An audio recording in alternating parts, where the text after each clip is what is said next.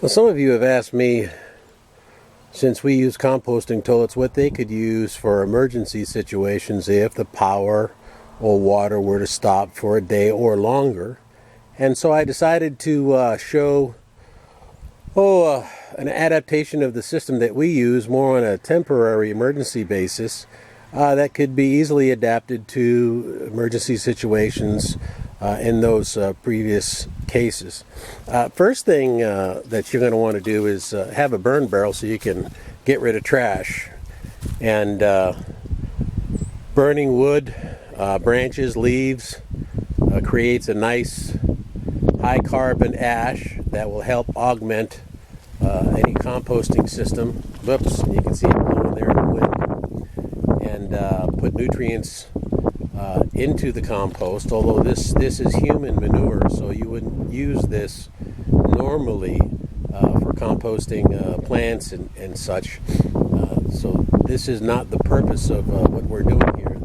The purpose of the wood ash is to neutralize the odors of human waste and accelerate the composting process to break down those waste products and get rid of them faster.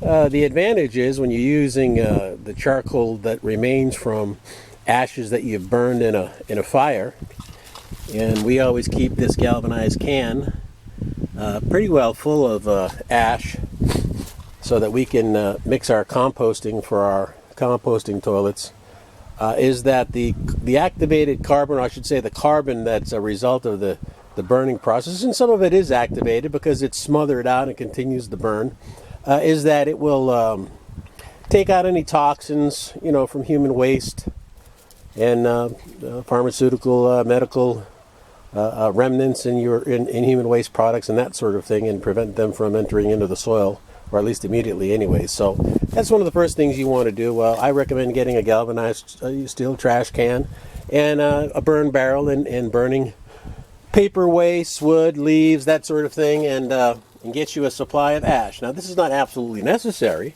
but it will certainly go a long ways to reducing the odor. This here is just a soil screen that we use to screen out soils, and consequently we burn extra stuff in the trash can, so it's easier to sift out any sort of larger debris. And we have a 55-gallon plastic HDPE drum that was cut in half that fits perfectly underneath there, and when we process a batch of it, and it'll be 5 or 6 inches tall, we'll go ahead and mix it with the peat moss, which you can get at Lowe's, and then put it in a container to be used as a resource for smaller buckets to be used at the toilets. The peat moss from Lowe's or Home Depot comes in these large bags. They're roughly 3 cubic feet of compressed peat moss. There's a whole lot of it in there too. I mean, you can actually fill up more than a 55-gallon drum once it's expanded. And so the mix ratio, and half of that will fill up that 35-gallon blue bucket there. The mix ratio is 4-to-1 or 3-to-1. And, I like a little heavier on the ash because it knocks out those odors in short order. So for every 3 shovelfuls of peat moss that I'm going to break loose and put in the blue bucket, I'll go ahead and get 1 shovelful of wood ash that's been screened through this into a pretty decent size particle matter. So, and then it'll get stored in here. And if you had a large enough quantity of wood ash, enough to mix it with this, you could fill up 2 of those with that 3 cubic feet of peat moss expanded in 2 of those barrels. And one of these, just to give you an idea, that one of these bags, 3 cubic feet of peat moss, will take care of the waste of 2 people for anywhere between 4 and 6 months, depending upon, how you use it. And if you use it just enough to cover waste and get rid of the odors, it can last you a long time. We don't buy these bags very often. 2 a year, and for 2 people is more than enough. So that's basically the rough math, and you can calculate, what your needs are depending upon how many people there are in your family. If you were to endure an outage of water and electricity for an extended period of time. If you were to put up 12 of these bags in a barn somewhere, you'd be in compost till kingdom comes. So those bags go a long way, and they're only about $10 a piece. Now you could use a 5-gallon bucket, but given the fact that we're used to the conveniences of a nice, comfortable toilet and running water, you could use one. But I would suggest buying one of these bedside commodes. Now there are a ton of these things out there. Insurance pays for these things, and people typically don't use them. They'll make their way and get assistance to go to the bathroom. So they'll end up spending $50 or $100 on one of these things, and end up putting it on Craigslist for $10, $15, $20, $25. And they usually come with the chair set up like that, and a little covered bucket with a handle. Now that's only about a gallon and a half at the most, so I wouldn't recommend using that because that's just too small. So what you're going to want to do is get a 5-gallon bucket and place it underneath, and you're going to want to adjust the height so that this rim right here is as close to the bucket as possible without making contact. And then what you're going to do is you're going to want to trim this so that it's just down a couple of inches, this liner or guide here. So it's just a couple inches below this, so it's not so deep down into the bucket where you're not going to have any capacity. And that would be sufficient for blocking out most of your odors. I mean, the reality is you can't block the odors from waste when you're using it. So there's going to be some smell, but once you cover it up, that smell's eliminated, and whatever temporary odors are going to be, gone within a minute or so.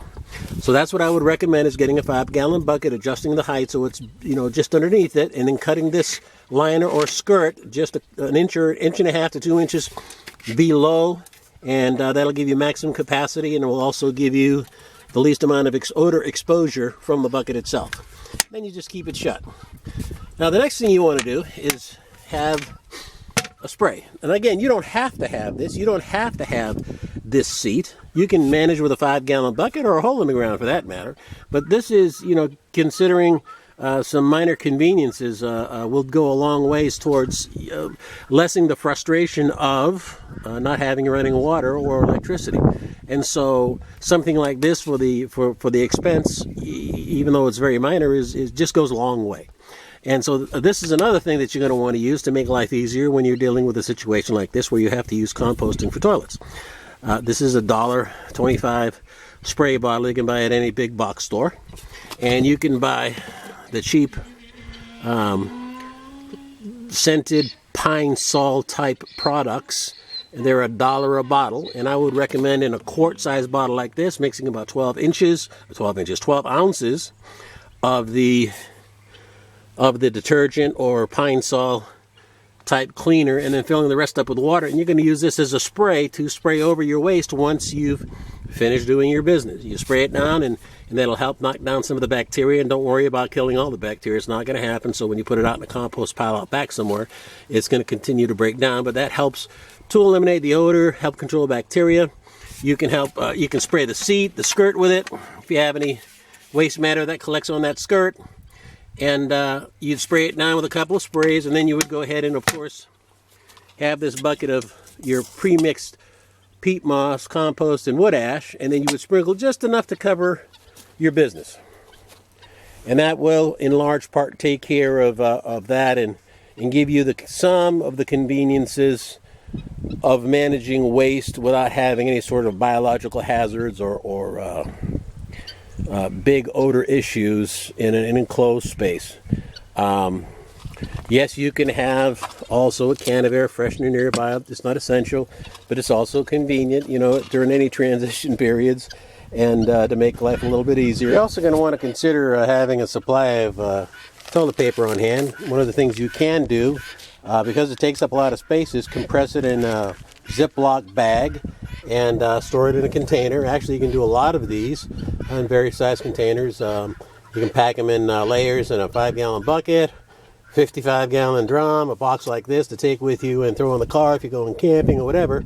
So this is just a convenient way of keeping toilet paper available for emergency use, and minimizes the footprint, keeps it dry. You can put this in a pack, a couple of these, or a single one in a pack, or you can take a container like that, or you can make it as large as you want. So for convenience sake, that's a good idea.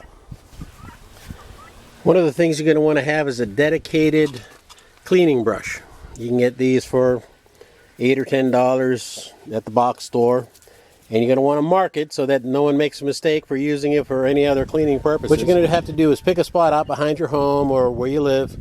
I would recommend at least 50 feet away from the house and downwind of any prevailing weather patterns so that it carries the odors away.